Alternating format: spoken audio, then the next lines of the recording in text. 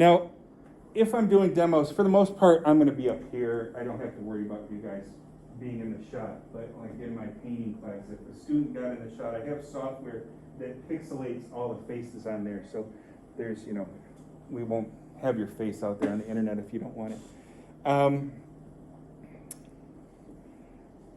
Where I want to go with this. Okay, so the videos will be up there. I'll present on Wednesdays, and equipment. Okay, so in class, let me tell you about what you're learning here. We're going to learn a program called Adobe Illustrator. Adobe Illustrator, okay, there's Adobe Photoshop. Everybody knows Photoshop, right? Well, you don't necessarily know it, but you've heard of it. Everybody's heard of the idea of Photoshop. That's for manipulating photographs, okay? Illustrator is different. Illustrator, it's going to be like using a definition, the term to define something. It illustrates things, okay? It's not a photograph, it's more like a drawing. This is a perfect example of Illustrator because it's made up of these shapes, and you can shade the shapes, you can pile them up, you can make it look extremely realistic, but that's not necessarily our goal. Okay? And I'll get more specific into this, but why would you use Illustrator over Photoshop? If Photoshop is so photographic, we love that program, why would we use this? Okay, and I'll tell you more about this on Monday, but here's the gist of it. Here's why you'd learn this. There's two types of files, is what I want to say. There's something that's called a vector image, and there's something that's called a raster image. A raster image is a photograph in Photoshop. Now, you've all done this before. You saw this really cool image on the internet. You dragged it, dropped it on your desktop, and then you tried to stretch it out and make it into a t-shirt or something, right? And what happens to it?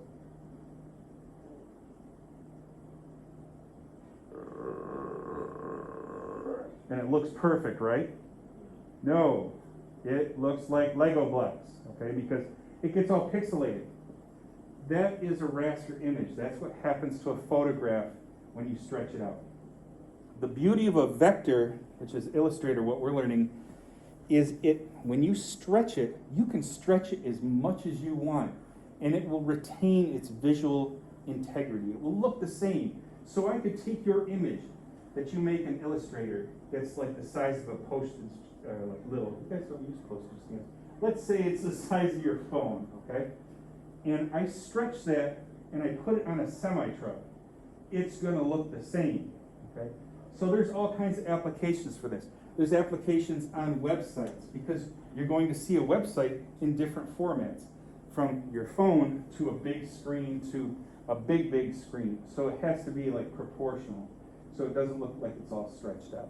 So that's probably, in the quick and dirty of it, a description of Illustrator. We'll get more into it. Okay, I'm gonna move in quick here because we get out earlier today, right? You know what time? Is it 50? 45? 45, yeah, I'm like cruising here. Whew. Okay, take a deep breath, keep on moving. Okay, Wednesday's live stream, Google Classroom, that's how I contact you. Actually, as soon as you leave here and I walk down, I walk people out the door and say goodbye, I will upload this little video that I'm talking about, and I will drop you a little note on Google Classroom that says, here's the website, you can click on it. If you just have to hear this all over again, it'll be there. Elements of art. I'm going to talk about this, but we won't have time to do it. Out in front of you is a handout. It says elements of art. Elements of art are basically just the building blocks of art, whether you're doing movies, you're analyzing movies, to architecture, to fashion, to a painting. They're the basic building blocks, vocabulary of art. So I'm going to show you a really quick video, and then you're going to take this home, mess around with it this weekend, and bring it back. So, okay, here's the main page, and you're thinking, well, I don't know what these things are. He didn't tell us what they were. So if you go to the website and you click on elements, there's the elements of art defined. not only are they defined with words, they are defined with images. Okay, so there's lots of examples, but I'm going to show you this video that won't take long. It's not even the full 3 minutes, I'll tell you that. Okay. So visually, it's going to define the elements for you right now. Ready? And you mark, get set, go. Ready? Put the camera on, it'll be so exciting. With sound, no less.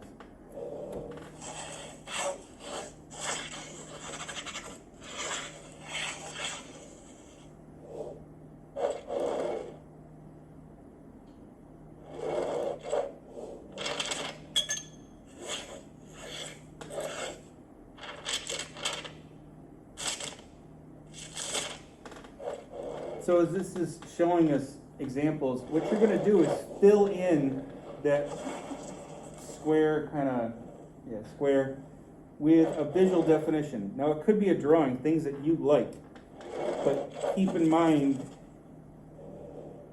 the focus is all about line, thin line, thick line, zigzag line, wavy line. Okay, the focus is all about space or values. Texture, you can't really. You can give the illusion of texture. You can make it look fuzzy, but it's not necessarily really fuzzy. Let's move it along here. Color. Now, if you get home and you don't have access to markers or color pencils or color pens, just hold off on that and we'll continue this with Monday. All right, I'm going to stop it right there because the next one doesn't apply to us. Stop. Okay. So that's that. Let me give you an example of what it looks like all completed. And if you forget this, again, to be redundant, it's on the website.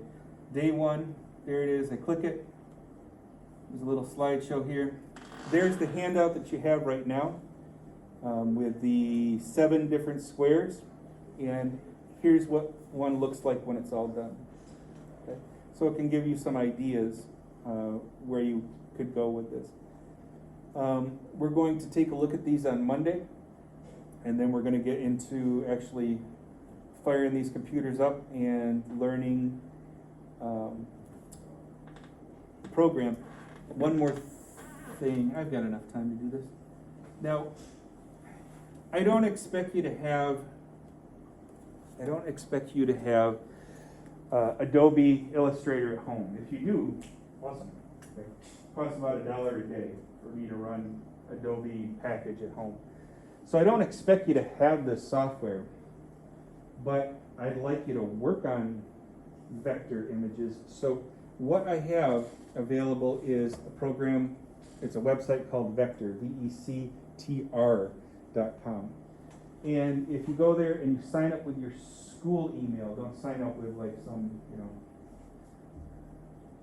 wrathmonster.com or something like that. Your school email, what you can do is, it's very basic because it's free and it's online. You don't have to download it. It works with PC or Mac or anything. But it's very basic, but I can give you assignments where you can mess around with this at home.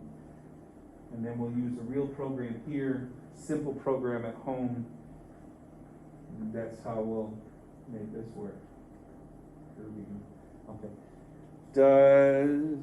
Let me see if I made everything happen here.